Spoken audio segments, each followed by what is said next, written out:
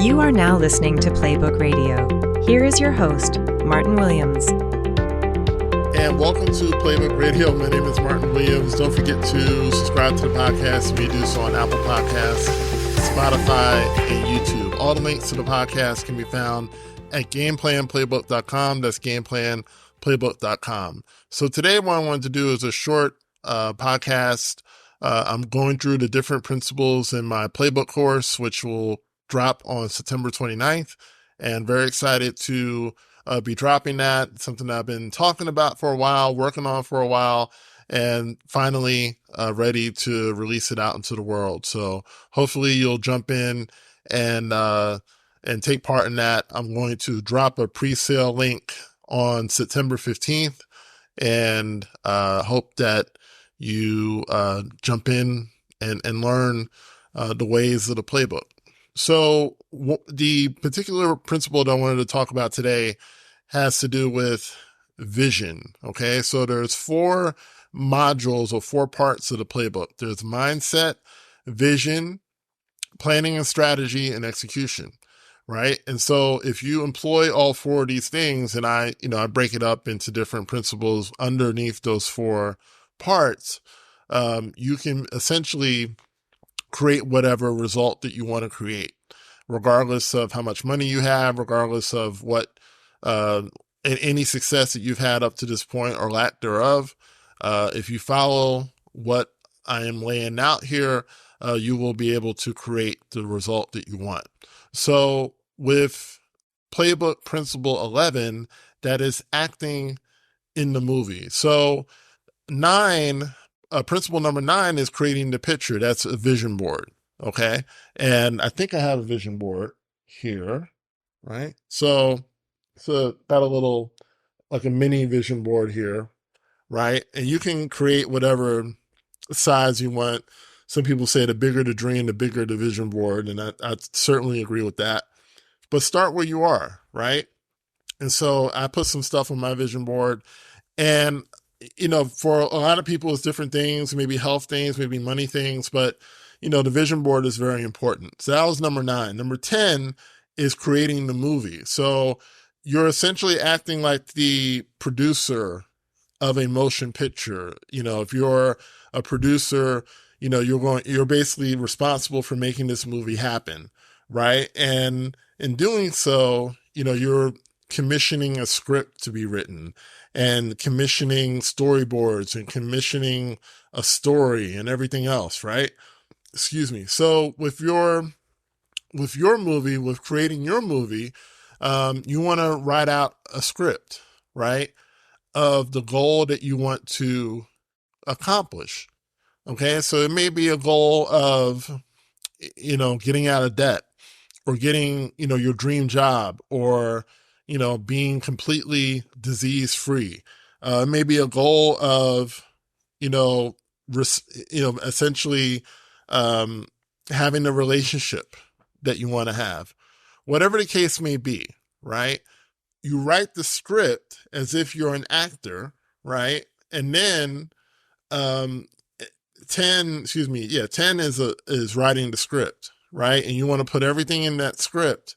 And then 11, now you're the actor. In 10, in principle 10, you were the director, but in 11, you're the actor, right? And being the actor, meaning that, you're going to be the one playing the role. Okay. Now you may have a dream job in mind, but right now you're working at a job that's not your dream job. Okay. And so what you want to do is that you want to start acting like you're at the dream job right now.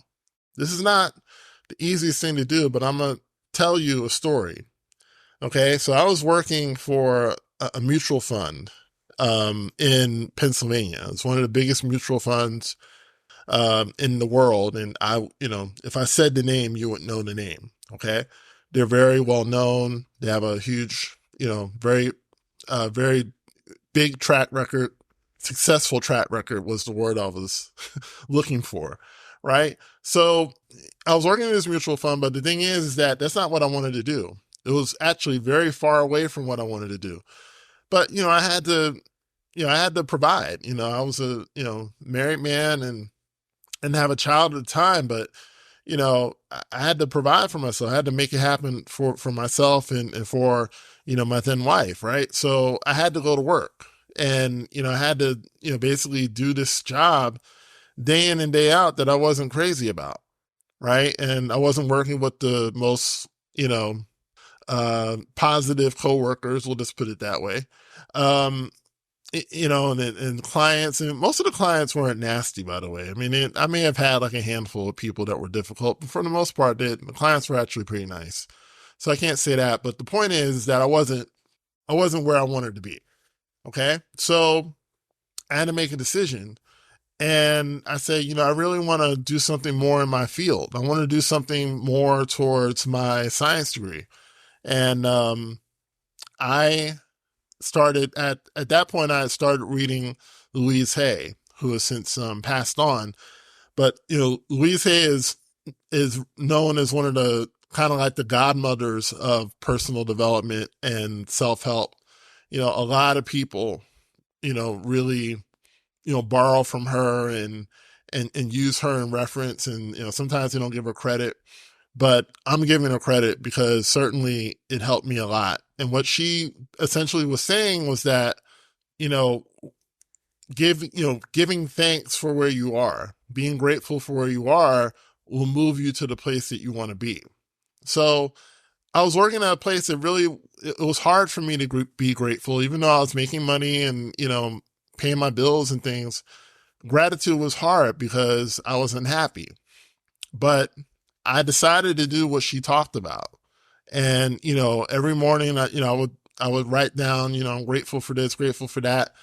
I'm grateful for the computer. I'm grateful for these clients. I'm grateful for these, my coworkers, grateful for my manager, and I had a level of gratitude for everything and everything around me. And what happened almost immediately, probably within a week, was that the job became so much easier, right? What was a drag before all of a sudden became, I was basically doing the job in my sleep. And not only was I doing it, I was doing it well. And one of my managers had noted, like my processing time increased and, my performance had gotten better, right? So I was doing all these cool things. And then within 2 weeks' time, I gotten an interview with a temp agency. It was in Plymouth Meeting, Pennsylvania. I'll never forget it. And I had to take the bus out there. I was living in Philadelphia at the time. And if you ever lived in that area, you know that Plymouth Meeting is a bit of a trek for Philly, right? And taking the bus takes forever, right? So I almost missed my bus, which would have meant I would have been late. And I caught the bus and I got to the office and the woman didn't even have like a position for me to apply to. I think she just wanted to see me and make sure that I wasn't like an axe murderer or something like that. And so she, I walked into the office. She's in the back of the office and she's the only person there. And so I'm waiting for her. And she said, 1 second. And she said, I'm having a problem with my printer. Do you know anything about printers? And I said, I know a little something. I'm not a, printer repairman, but I said, I can help. So I went back and I helped her with her printer and I got it working. To this day, I don't remember what I did to get it working, but I got it working. And so that put me on a good side. If I wasn't on a good side before, I was on a good side now. And she says, okay, what can I help you out with? And I told her, I said, I really want something where I can use my science degree a lot more. And so she came up with this position in clinical data. And she said, it's only for 4 months, but she said, I think, you might be someone that can get the position. And I said, okay, so I went out there, I went to the interview. I, aced the interview, did really well, got the position. And it was the most money I made out of college up to that point. And, it was in my field. It was in, a scientific field. And I've been in that field ever since. And that was, I want to say 15 years ago, 15, 16 years ago. And I've been in that field ever since. Now, obviously, I'm moving out of it eventually into, full-time coaching and things like that. But my point is that I had a goal, but I was acting as if the job that I was at, which was the mutual fund job, was the dream job. I was acting that out. And the power of doing that is underrated. I think a lot of people underestimate how creative we can be, especially when we're doing things on purpose, right? I acted like that mutual fund job was the dream job. Like it was just the most amazing job ever, right? And a week before, I was miserable, okay? But I was acting, I say, this job is great. They got great coffee. They got this, they got that, right? And, I'm just laying it on thick, right? But the thing is that I was believing it. And when you act in a movie, and I go over this in the course, there's something called the actor's technique. And the actor's technique, what that does is that, you basically, you act with feeling, right? You bring your whole emotion. You notice how the best actors, they act with emotion. They make you believe that they're in pain. They make you believe that they are feeling this thing that's happening to them. And that's what makes them great. That's what makes Denzel Washington and Meryl Streep and, all these great actors great, because they, you really believe that they went through this thing. It's almost as if you're looking at their life, right?